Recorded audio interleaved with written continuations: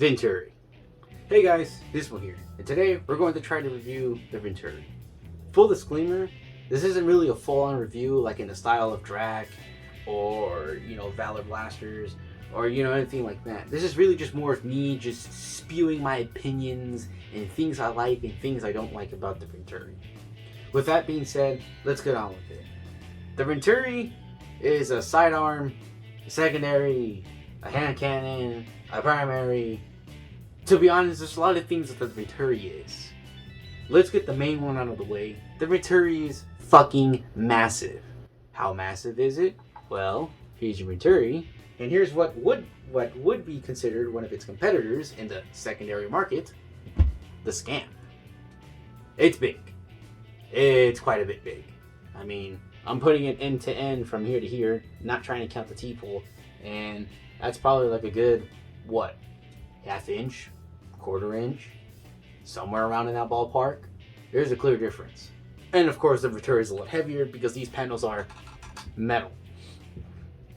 Another blaster that can be used to compare, and this is a more common one because I know a lot of you bastards love this blaster, the Strife.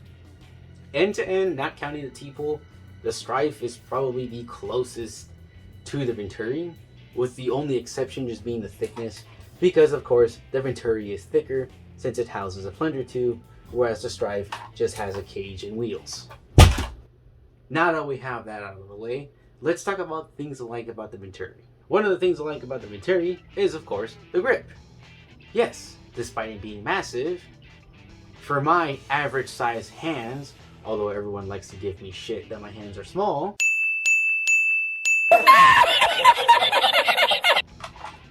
this is a really comfortable grip. I am not going to lie to you. I really enjoy the handle of the grip. I mean, it looks like I'm trying to hold on to this for dear life, but I'm not.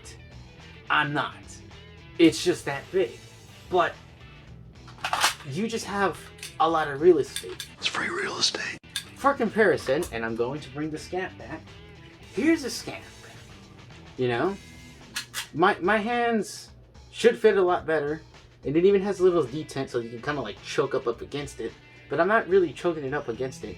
And again, compared to the Venturi, it's just not that comfortable.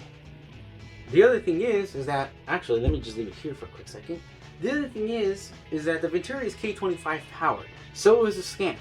Both of these are hitting around 200 FPS.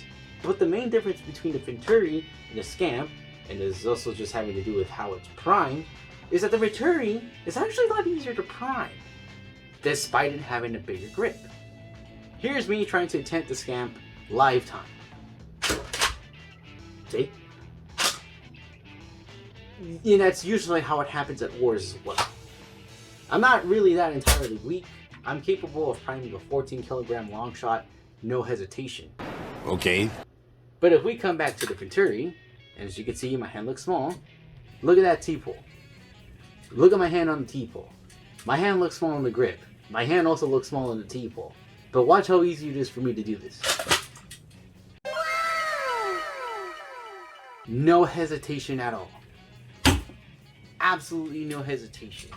The proportions are cartoonish, but at least for me and my small hands, it's still comfortable. I still really like the feel of the blaster.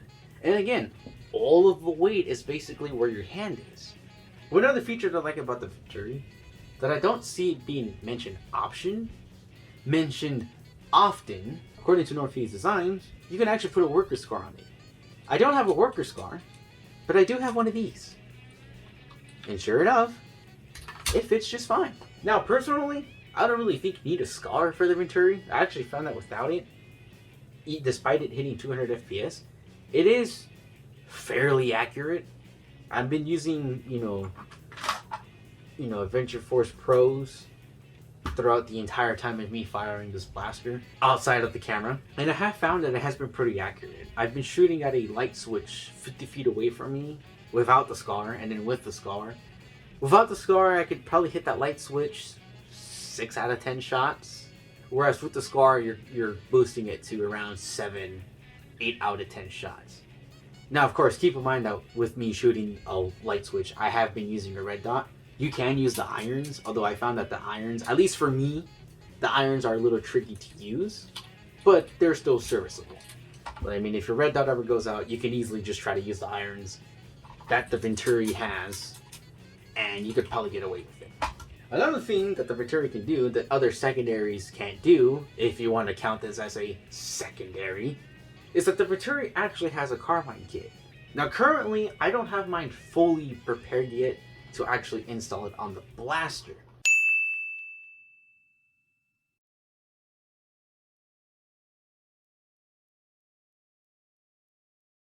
The only thing I have ready so far is the front pump crate. But you can actually put a stock on this. And all you would have to do really is just take out this bolt on this side and on the other side. You put a new bolt in with the 2 U channels. It actually uses U channels as a stock. And then in this hole, you will put a pin. Similar to the pin here.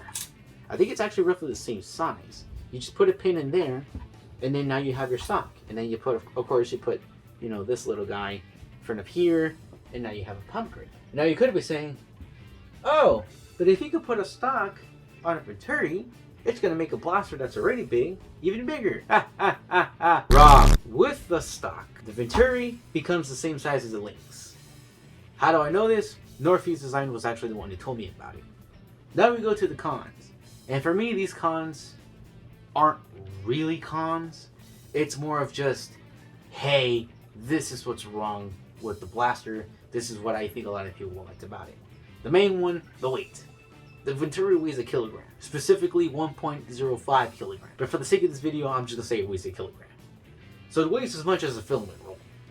And all the weight is basically where your hand is. So for a secondary, a lot of people, that's a big no. For me, who's basically welded a caliburn and a long shot and purposely made those blasters heavier, this isn't really a problem. Like I said, I mean, the Venturi for me, it's really comfortable. I really enjoy it.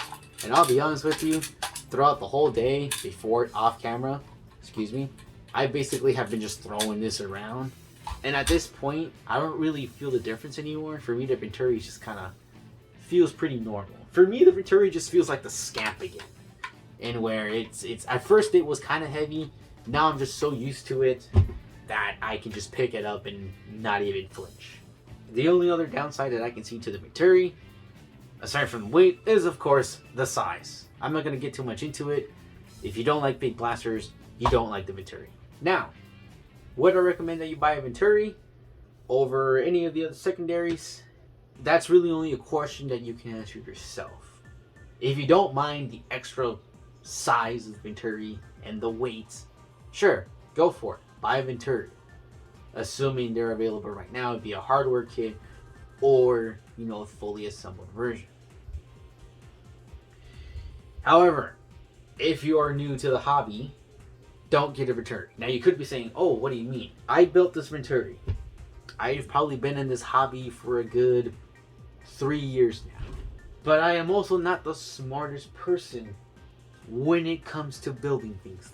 I struggled building a Magpie. Granted, the Magpie is a little tricky to build. But out of everyone who I know who's built a Venturi, I seem to have been the only one who has struggled.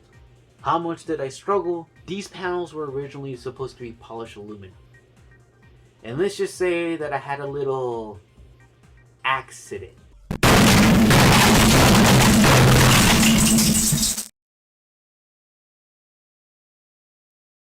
Thankfully, Northeast Designs was kind enough to save my ass and send me a new set. However, if you have a gamer moment like I did, don't expect them to do the same thing to you. I got lucky enough, he did me a solid. I actually paid him for these panels, but don't expect that you can get extra Venturi side panels and one event, have, polished ones, and next event have ones that are painted. Because he's not planning to do that anytime soon. The panels are all in with hardware kits. He was just nice enough to save my ass for this. But going back to the topic of should you buy a Venturi, if you're an experienced nerfer and or you buy a complete kit and you don't mind the size, sure, buy a Venturi. If you just think it looks cool, you want something that looks cool but it's functional, sure, go ahead and buy it. I mean, I'll be honest with you, I really only bought the Venturi just because it looked big and because it seemed funny, and because, you know, it actually hits pretty decent. And I'm no stranger to buying cool things. That's all I need to say. I bought that. I bought a fly point. So trust me, I'm one of those people in where if it looks cool and it catches my attention, I'm going to buy it. And the Venturi did exactly that. And if you're like me, go for it. Buy a Venturi. But if you're not like me, and you're the person who likes to play more competitive, or you like to get more bang for the buck, then don't buy a Venturi. Buy a Scamp, buy a Gecko, buy a Zinc, buy anything else in the market but a Venturi. With that being said, this has been my opinion on the Venturi. I hope you guys enjoyed it, or at least stuck around long enough to watch it. And I might see you in the next one.